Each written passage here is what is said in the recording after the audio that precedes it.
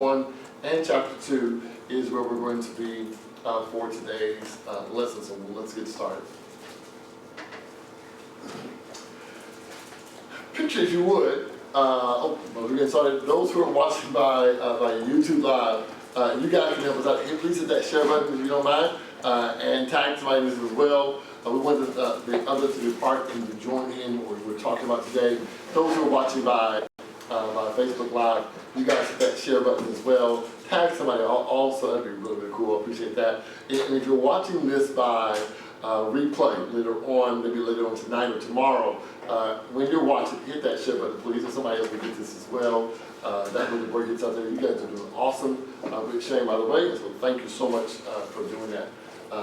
So picture, if you would, God formed man from the dust of the ground, and after God forms this man, God breathes into the man. And you've heard me countless times deal with Genesis chapter 1 and 2, especially the forming of man. The reason why we deal with chapter 1, 2, and 3 is because you really can't understand the rest of the Bible without a clear understanding of Genesis chapter 1, 2, and 3. And if you don't get a grasp of that, then the rest of the Bible is off base. But when we have a solid foundation as to chapter 1, 2, and 3 of Genesis, now we're clear on the intent of what God wanted to do. So imagine God now forming from the ground something that looks like himself and then breathing in the nostrils of that creation, and that creation wakes up and begins to function. The Lord then plants a garden and then takes the man that he had just formed and put him in a garden. So the man is really starting to grasp life and just becoming aware of everything. He sees all these vibrant colors of yellow and blue and orange and red and pink and green. It's just all these colors that are around him. He is in the Garden of Eden, the appropriate place for man to be able to reach his full potential. It's a utopia.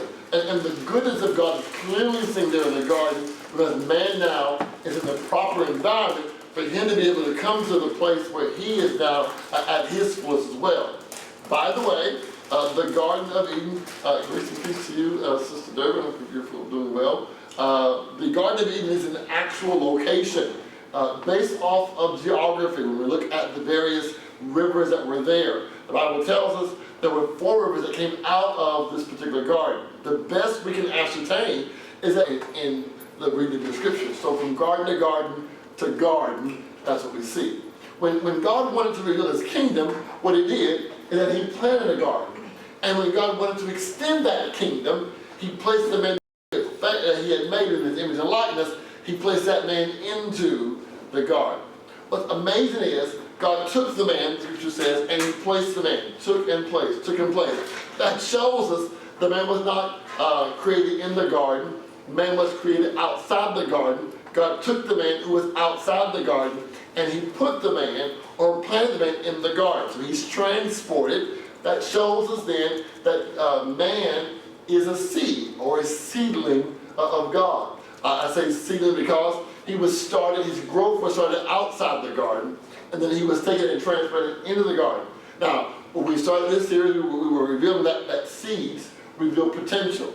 And hopefully you guys have been working with your seeds, and you've been seeing the growth of your seeds. Some of you, probably by now, your seeds it's grown, and you've got a lot of vegetation, leaves that are manifest by now. I saw some of you had post pictures online, and others probably, maybe your seeds or your plant has withered, and something happened to it. It's largely because maybe you weren't tending to the time to tend to that seed, others did not. Now, think about this.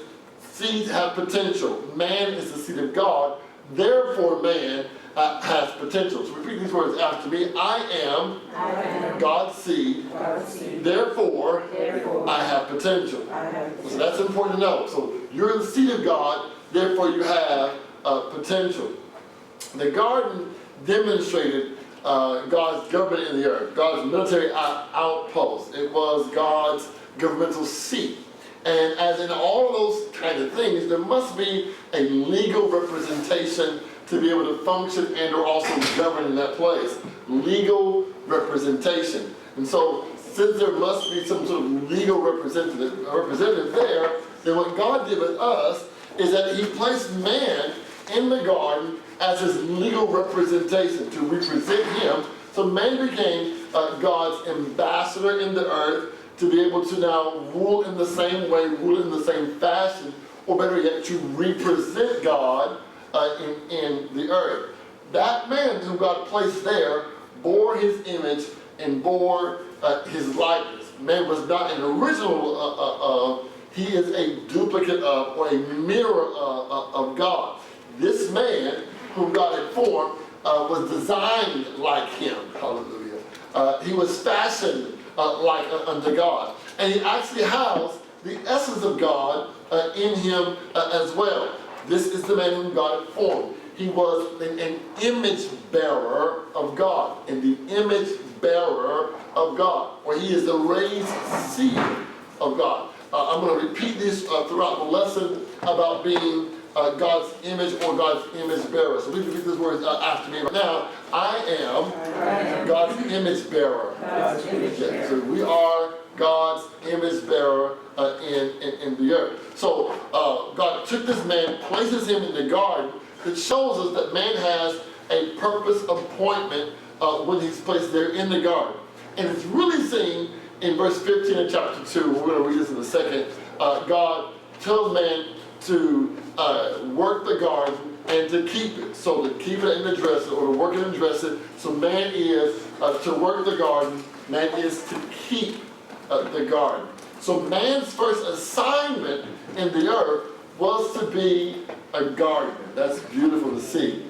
His first assignment in the earth was to be a gardener. That's why when we started this lesson, we gave you all seeds and some soil and the vessel to put it in, because we wanted you to know that you were a gardener. That was the first thing you were assigned to do. Now, of course, gardening takes time. Gardening takes skill. Gardening takes attention. You got to attend to your garden. You just can't just let it, because if you don't tend to it, it's either going to die or something else is going to grow in its place. Glory to God. So you've got to tend to your garden. So the purpose of man was to work and to keep the garden. This shows us then, and better seen in the kingdom mandate, be fruitful, multiply, replenish the earth, subdue it, and to have dominion. And so man's responsibility in the earth is seen in the fact that we were created to work. Please read it after me. Man was created to work. That's important to know. Man was created to work. So then that means we only release our potential when we work. As we've been doing throughout this entire series, when we come to specific points in the lesson, we want you to repeat certain things, because we want you to go home with these thoughts in your head. A takeaway that will help you to be able to grow and to reach your full potential as well. So here's our first one for us to repeat. All right. Let's go. Work is God's way to draw out your potential. Work is God's way to draw out your potential. As we're diving in, somebody help me out. What did we talk about last week? What was last week's lesson? Last week's lesson. What did we talk about?